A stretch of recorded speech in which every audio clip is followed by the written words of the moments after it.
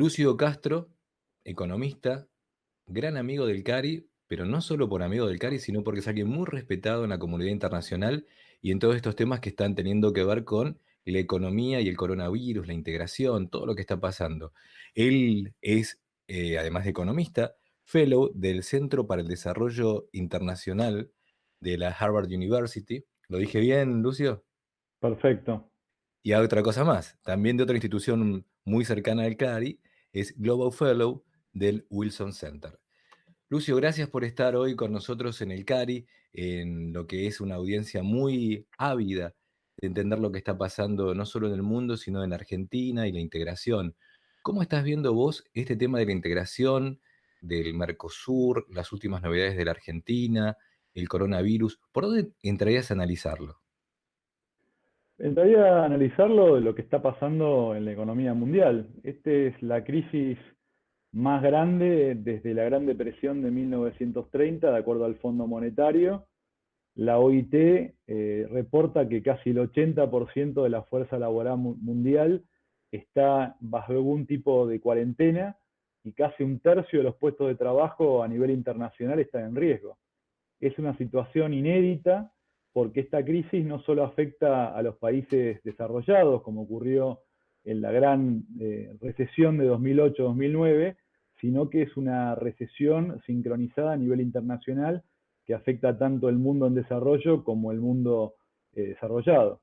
Entonces, una crisis realmente una gravedad inusitada, y en ese contexto aparece la Argentina con una situación de extremada fragilidad macroeconómica y también en medio de un contexto de muy complicado en términos de relación con Brasil y con el Mercosur por las medidas tomadas por el gobierno argentino que por suerte se han por lo menos revertido en términos de retirarse de las negociaciones internacionales que todavía no están finalizadas dentro del Mercosur.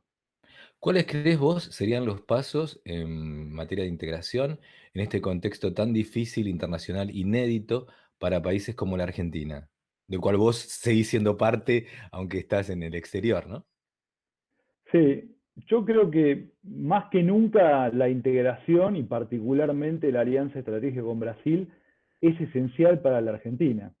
Estamos en un contexto internacional muy complejo, muy peligroso, no solo por la recesión global, sino porque las instituciones que rigieron la economía mundial después de la Segunda Guerra Mundial, que fueron de alguna forma la base institucional de la gran integración que ocurrió en los mercados internacionales, la globalización, está en crisis por el aumento de la competencia estratégica entre Estados Unidos y China, y lo que estamos viendo con la crisis del coronavirus es dos tendencias que profundizan esta que mencionaba anteriormente. Por un lado, una mayor presencia del Estado, particularmente con medidas de planificación, de controles, sobre todo vinculados con bienes esenciales como medicamentos.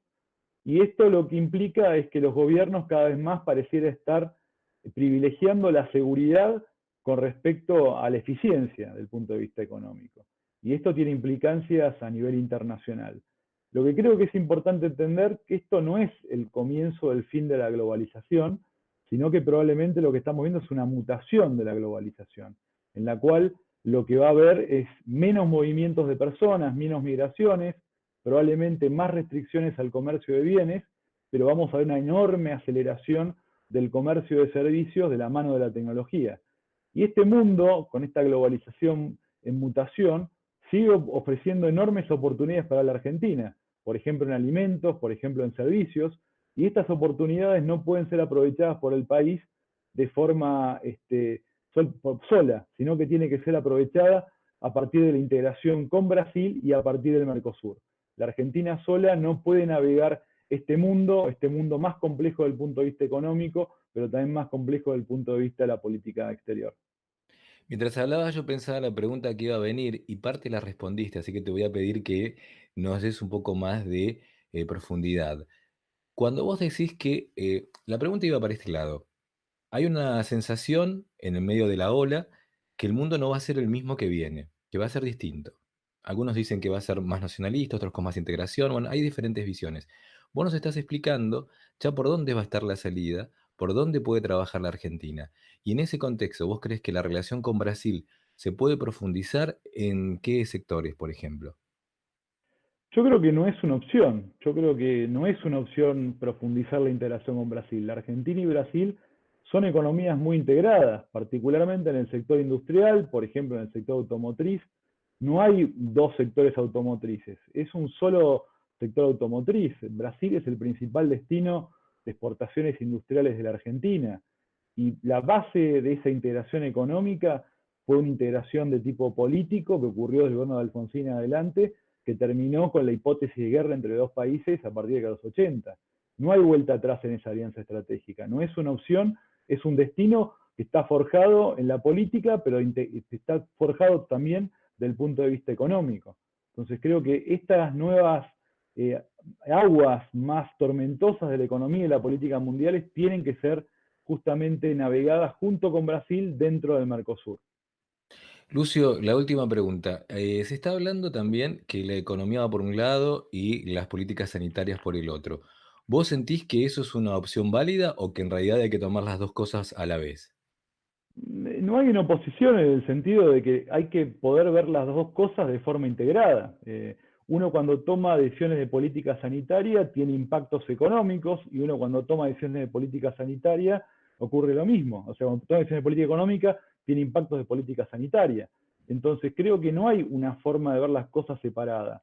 De hecho, lo que estamos viendo es que los países están teniendo políticas que son complementarias. Ante las políticas de mitigación, los países están haciendo políticas de sostenimiento, de asistencia de las empresas y los hogares, y la Argentina es un caso un poco anómalo, porque tiene una de las políticas más restrictivas desde el punto de vista de la mitigación contra esta enfermedad, pero por otro lado uno de los paquetes de asistencia a las empresas y los hogares probablemente más débiles dentro de América Latina.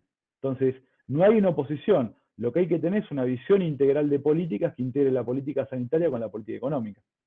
Y esta sí es la última pregunta. En los estudios que vos has hecho y en lo que sabés, ¿cuánto puede aguantar una economía siendo, no sé si es la palabra, subsidiada, con el pulmotor, con cuarentena? ¿Me explico la pregunta? Mira, sí, por supuesto. Depende básicamente de la capacidad fiscal que tiene cada país. Mientras países como, por ejemplo, Perú han sacado paquetes de asistencia de casi 12% del producto, Chile de casi 7% del producto, la Argentina, en la mejor estimación oficial, apenas llegaría al 3% del PIB estimado para este año. Y esto tiene que ver con la capacidad de acceder a los mercados financieros internacionales, tiene que ver con la estabilidad macroeconómica de cada país.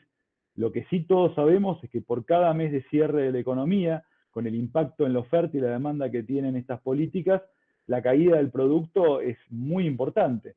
Entonces, claramente, esto es solamente una medida que se puede tomar en el corto plazo. No hay posibilidad de mantener una economía en cuarentena de forma indefinida. Bueno, y ahora sí, ya dije la última 3 veces, esta es la verdadera. ¿Qué consejos nos darías a los que están en Argentina? Pues yo tampoco estoy en la Argentina, pero vos, desde toda la expertise que tenés, ¿cuál sería lo que nos tenemos que estar fijando hoy los argentinos? No, creo que me parece que desde el punto de vista estrictamente de la Argentina, lo fundamental es no cometer errores como cometimos en el pasado, basado en un mal diagnóstico de lo que está ocurriendo en el mundo. Por ejemplo, volver a vivir de lo nuestro, cuando lo que estamos viendo es una mutación de la globalización y no el fin de la globalización, pensar que hay que priorizar el interés nacional por sobre el interés nacional bien entendido, que implica la alianza estratégica con Brasil, y fundamentalmente ver que la Argentina tiene una ventana de oportunidad en esta situación.